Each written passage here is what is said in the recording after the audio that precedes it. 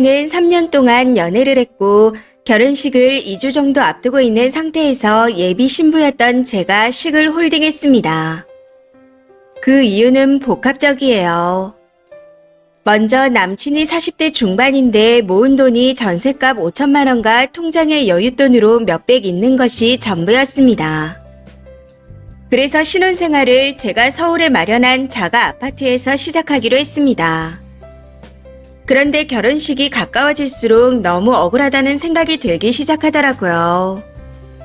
제가 오랜 직장 생활을 하며 알뜰하게 모아 장만한 아파트에서 5천만 원 가진 남자와 신혼생활을 하려고 생각하니 뭔가 손해보고 억울한 느낌이 들었던 것 같습니다. 그래서 식을 앞두고 참 많이도 싸웠던 것 같아요. 심지어 시댁에서는 결혼 비용으로 1,000만 원을 준다 하셨고 저희 집에서는 제가 집이 있음에도 불구하고 혹시 모를 일을 대비해서 비상금으로 가지고 있으라며 5천만 원을 주셨습니다. 거기다 저희 어머니는 자식들 도움 없이 노후 대책이 되어 있는 분이신데 예비 시어머니께서는 노후 대책이 없는 듯 보이는 점도 불안 요소였습니다. 남친은 영업직을 하는 사람입니다. 월 급여는 250 정도로 오후 시간이 자유로워요. 해서 급여가 너무 적으니 오후에 고정적인 수입이 있는 투잡을 해보라고 권유했습니다. 택배나 하다못해 편의점 알바 등 돈이 적더라도 고정적인 추가 수입이 있는 일을 해보라고 권했었죠. 그런데 가능성도 없는 영업일에 매달리며 2년 동안 한 푼의 추가 수입 없이 여전히 달에 250만 원 버는 것이 전부였습니다. 더 기가 찬 건 결혼식을 2달 앞두고 갑자기 회사를 옮기겠다고 통보를 해왔다는 겁니다. 당시 저는 위험하다고 만류했었지만 돈을 더 벌 수 있다 고집을 부리며 옮기더군요. 그런데 한 달도 못 다니고 회사에서 공고사직을 당했습니다. 남친이 직장을 다닐 당시에도 제 월급이 더 많았지만 그래도 둘이 벌면 괜찮을 거라 생각해서 강행했던 결혼이었습니다. 좋아하는 마음에 남친의 상황과 조건을 외면하고 있었던 것 같아요. 지금 생각해보면 정말 바보 같은 짓이다 싶지만요. 아무튼 상황이 그렇게 되니 남친이 가진 돈도 없는데 실직까지 당한 상태로 결혼을 진행하는 건 아니다 싶었습니다. 해서 청첩장을 다 돌린 상태였지만 예식을 2주 정도 앞두고 중단시켰습니다. 그런데 문제는 돈이 끝이 아니더라고요. 너무 답답한 마음에 결혼식 중단 문자를 사람들에게 보내기 전 사주궁합을 보러 갔습니다. 그런데 사주를 봐주시는 분이 남친에게 사람을 속이지 말라고 하더라고요. 물론 그분 말씀을 다 믿는 건 아니었지만 제가 문제 삼는 부분을 콕 집어 얘기해 주셔서 신기했습니다. 그리고 인생이 참 파란만장하다며 건강도 조심하라는 말도 하셨습니다. 저에게는 딱히 안 좋은 말 없이 좋은 말씀만 해주셨고요. 남친 팔자에 이런 여자를 만난 건 귀인이니 여자 운에 맡겨 살라 하시며 말 잘 듣고 살 생각이면 결혼하고 아니면 그만두라 하셨습니다. 사실 사주에서 얘기해 주셨던 남친이 사람을 속이는 부분도 그간 문제가 됐었습니다. 남친이 연애 초반에 본인에 대해 속인 점들이 좀 있었거든요. 대부분 학력과 연봉 등의 문제들이었고요. 저한테는 대학 중퇴라고 했었는데 사실은 고졸이었고 연봉도 오래전 실적이 좋았을 때 받았던 몇 번의 월급을 현재도 받는 것처럼 애매하게 말했습니다. 당시에는 제가 대학을 나와서 자격지심에 대학 문제도 연봉 문제도 그렇게 말했나 보다 생각했습니다. 그래서 다시는 속이는 일이 없을 거라는 약속을 받은 후 넘어갔었죠. 그때 헤어졌어야 했었는데 제가 이런 사실을 알았을 땐 이미 정이 많이 들어 바로 끝낼 수 없었습니다. 그런데 그렇게 넘어갔던 게 문제였던 걸까요? 결혼을 앞두고 또다시 저를 속인 사실이 드러났습니다.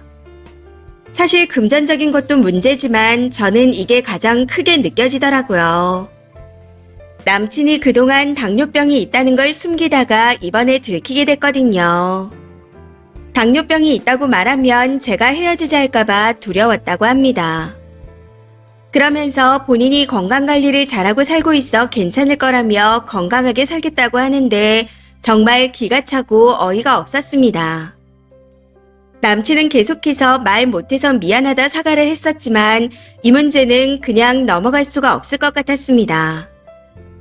해서 정말 많은 생각과 오랜 고민 끝에 결혼 중단 문자를 일가 친척 및 지인들에게 보냈습니다. 그런데 그 일이 있고 얼마 후 남친이 다시 직장에 들어가더니 예식 날짜를 다시 잡자는 말을 하고 있습니다. 저와 저희 가족들은 헤어질 결심을 하고 있는데 말이죠. 이렇게 불안정한 사람과 결혼하는 건 아닌 것 같아서요. 가진 돈도 없고 직장도 불안하고 성과도 없는 일에 매달리고 거기다 학력과 병력까지 속이는 사람. 아무리 생각해봐도 이 결혼도 이 사람과도 인연이 아닌 것 같다는 생각이 듭니다. 그런데 또 한편으로는 조건과 상황이 매우 안 좋지만 다른 코드가 저와 정말 잘 맞는 사람이라 이런 사람을 또 만날 수 있을까? 내 나이가 많은데 괜찮을까? 하는 생각이 들기도 합니다. 그래도 이런 불안한 사람과 결혼을 하는 건 아니겠죠. 이미 결심을 한 상황이지만 정신을 바짝 차리고 싶어 글을 써봅니다. 댓글입니다. 첫 번째. 100번 양보해서 월급이 적은 건 이해를 한다고 해도 현재의 경제 상황을 개선하려는 노력이나 의지가 없는 점. 그리고 자신에게 불리한 것은 속이거나 말하지 않는 점. 이 두 가지만 봤을 때 당연히 누구나 말릴 결혼입니다. 나이가 많아서 이런 사람을 또 만날까 싶은 마음은 이해하지만 그런 사람과 결혼하는 것이 무슨 의미가 있을까요? 가난하고 게으른 사람 뒷바라지하는 결혼일 게 뻔한데 최소한 개선할 의지라도 있으면 모르겠지만 그것도 아니라면 누군가에게 기생해서 살아야 하는 사람입니다. 차라리 혼자 살다가 요양원에 들어가더라도 늙음아까지 남자와 가난한 시가를 부양하면서 지질이 궁상으로 사는 것은 끔찍하지 않나요? 두 번째, 중단이 아니라 런이에요. 지금 쓴 글에서 주어가 본인이 아니라는 전제 하에 읽어보세요. 그리고 그 남자는 절대 님을 안 놔주려고 할 겁니다. 그러니 강단 있게 정리하세요. 그리고 그 나이 먹도록 5천이 전부인 이유가 분명히 있을 겁니다. 님 인생을 갈아서 산 집을 남자한테 뜯기기 전에 정신 차리세요. 세 번째, 인생의 마지막이 결혼이에요. 왜 스스로 미련을 버리지 못해 불구덩이로 뛰어들어요. 여지껏 잘 살아왔고 잘 살고 있는데 아무리 생각해도 앞날이 눈에 뻔히 보이는데요. 결혼 중지는 잘하신 겁니다. 20대도 이런 결혼을 한다고 하면 뜯어 말릴 것 같은데 아직 살 날이 더 많아요. 부디 현명한 판단을 하세요. 네 번째, 코드가 잘 맞는 게 아니고 누가 봐도 님이 본인에게 가분한 사람이라 다 맞춰주는 거예요. 그리고 결혼하면 맞춰주던 걸 더 이상은 안 할 거고요. 남자와 그 엄마까지 먹여 살리실 거 아니잖아요. 결혼을 하는 건 아니겠지요라니요. 미련이 남은 거예요. 도망칠 수 있는 지금이 마지막 기회입니다. 다섯 번째, 님 말씀대로 돈이 문제가 아닙니다. 당뇨는 답이 없어요. 5, 60이 넘어서 당뇨가 와도 죽을 때까지 조심해야 하는데 젊은 사람이 그러면 50을 넘길지 60을 넘길지도 모를 인생입니다. 돈도 없고 직장도 제대로 못 잡고 그러다 아파봐요. 님이 독박 쓰고 돈 벌어와 간병까지 하면서 고생할 겁니다. 그러다 남자 치료비로 돈이랑 집을 다 날리겠죠. 심각하면 신장까지 떼주고 그러다 가부 될걸요. 정신 바짝 차리시고 마음 흔들리지 마세요. 이번 사연은 여기까지입니다. 시청해주셔서 감사합니다.